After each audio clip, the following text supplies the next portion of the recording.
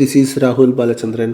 Welcome to my channel trades. Nifty നമുക്ക് നോക്കാം. Nifty ഇപ്പോൾ ഞാൻ വിട്ടിരിക്കുന്നത് ഒരു 1 വീക്ക് ചാർട്ടിലാണ്. 1 വീക്ക് ചാർട്ടിൽ നമുക്ക് കാണാൻ പറ്റുന്നത് നിഫ്റ്റി ഒരു സപ്ലൈ ഡിപ്പെൻഡ് സോണിൽ വന്നിട്ട് നിഫ്റ്റി പുൾ ബാക്ക് ചെയ്ത് നിഫ്റ്റി മുകളിലോട്ട് പോയിക്കൊണ്ടിരിക്കുകയാണ്.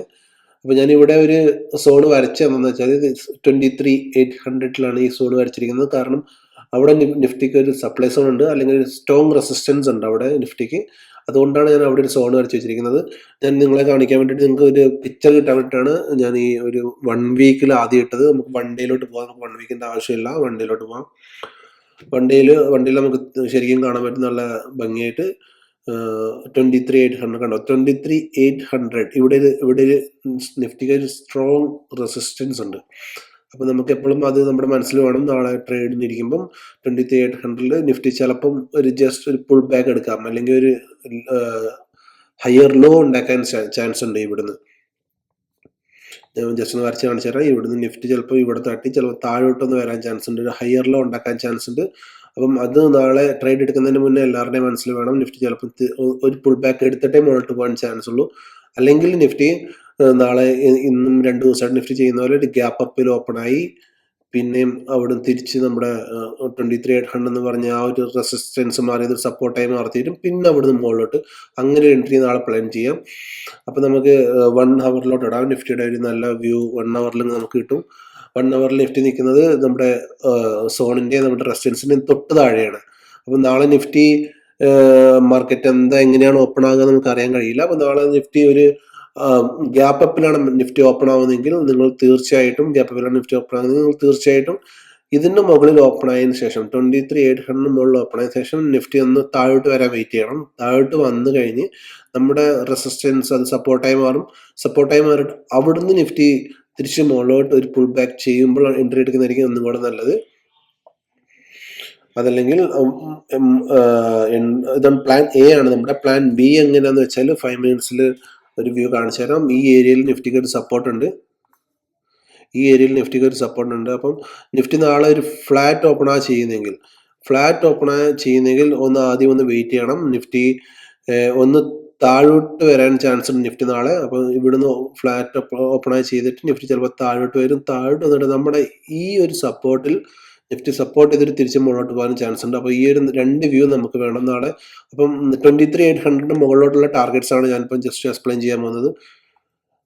1 ഹവറിലോട്ട് ഇട്ടിട്ട് നമുക്ക് ടാർഗറ്റ്സ് ഒന്ന് ചെക്ക് ചെയ്യാം നിഫ്റ്റിയുടെ.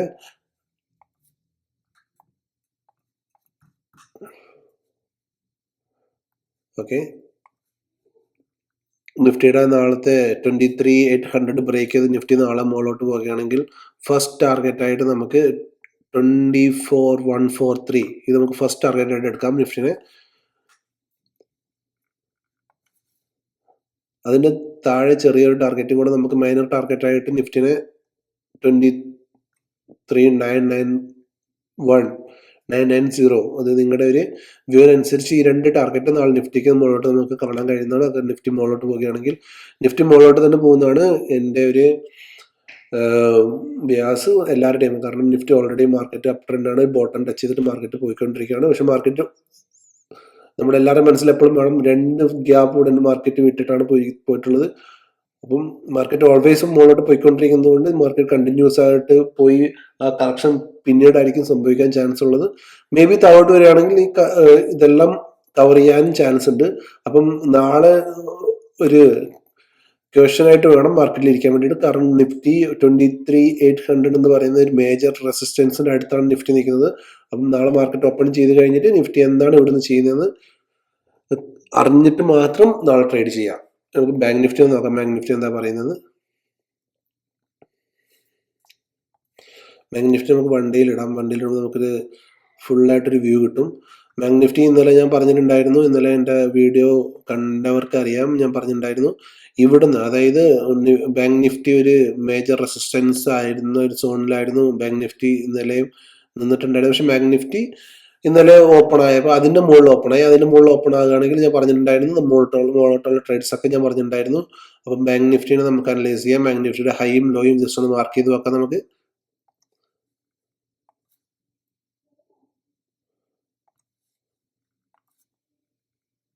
ഓക്കെ, ബാങ്ക് നിഫ്റ്റി ഹൈ ലോയും മാർക്ക് ചെയ്തപ്പോൾ ബാങ്ക് നിഫ്റ്റി നാളെ ഇവിടുന്ന് ഓപ്പൺ ആവുകയാണെങ്കിൽ ബാങ്ക് നിഫ്റ്റി ഫ്ലാറ്റ് ഓപ്പൺ അല്ലെങ്കിൽ ബാങ്ക് നിഫ്റ്റി നമ്മുടെ ഹൈയുടെ മുകളിൽ ഓപ്പൺ ആവുകയാണെങ്കിൽ ബാങ്ക് നിഫ്റ്റിക്ക് നമുക്ക്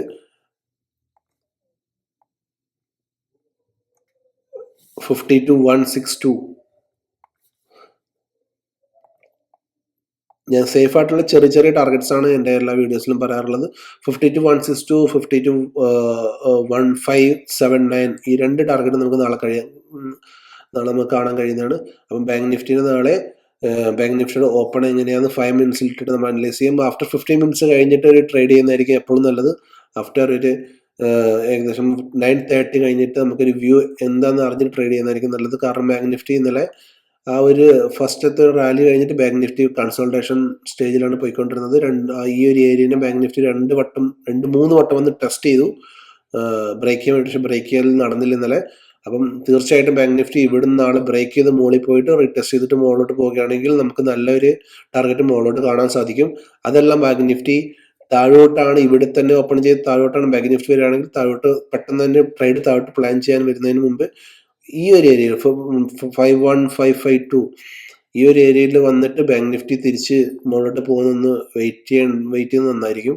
ഈ ഏരിയ അല്ലെങ്കിൽ നമുക്ക് കുറച്ചുകൂടെ മുകളിലായിട്ട് പറയുകയാണെങ്കിൽ ഈ ഒരു ഏരിയ നമുക്ക് കൺസിഡർ ചെയ്യാം.